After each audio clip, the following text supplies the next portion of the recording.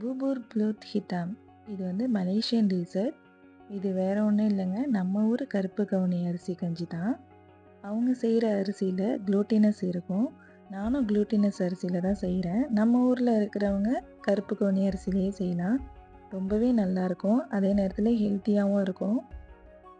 இதை எப்படி செய்யலான்னு பார்க்கலாம். ஃபஸ்ட்டு அரிசியை 2 வாட்டி கழுவிட்டு 3வது தடவை நல்ல தண்ணியில் ஊற வைங்க. இது ஓவர் நைட்டு ஊறணும். நல்லா ஊறின பிறகு அதே தண்ணியோட அந்த அரிசியை வேக வைங்க. கொஞ்சமாக உப்பு போட்டு ரம்பையில் போட்டு வேக வச்சுக்கோங்க. நான் வச்ச பாத்திரத்தில் வேகிறதுக்கு கொஞ்சம் டைம் எடுத்துச்சு, அதனால் விசில் குக்கரில் மாற்றிட்டேன். விசில் குக்கரில் மாற்றி ஒரு 5 விசில் வந்துச்சு. அதுக்கு பிறகு தான் நல்லா வெந்திருந்துச்சு.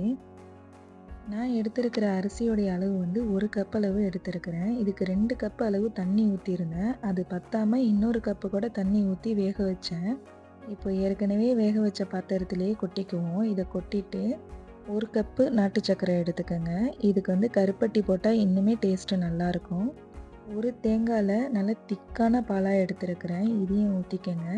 நல்லா மிக்ஸ் ஆகி கொதிக்கிட்டோம்.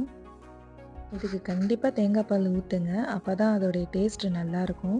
தேங்காய் பாலுக்கு பதிலாக தண்ணியே ஊற்றி வேக வைக்கலாமான்னாக்கா இதில் உள்ள டேஸ்ட்டு அதில் கிடைக்காது. அதே மாதிரி ரம்பை இலையும் இதுக்கு ரொம்ப ரொம்ப முக்கியம். அதோடைய ஸ்மெல் அவ்வளோ நல்லாயிருக்கும் இதில். நீங்களும் இதை ட்ரை பண்ணி பாருங்கள். என்னுடைய சேனலை இப்போ தான் ஃபஸ்ட் டைம் பார்க்குறீங்கன்னா கண்டிப்பாக சப்ஸ்கிரைப் பண்ணிவிட்டு பாருங்கள். உங்களுக்கு பிடிச்சிருந்துச்சுன்னா லைக் பண்ணுங்கள், கமெண்ட் பண்ணுங்கள், உங்கள் ஃப்ரெண்ட்ஸ் அண்ட் ஃபேமிலிக்கு ஷேர் பண்ணுங்கள்.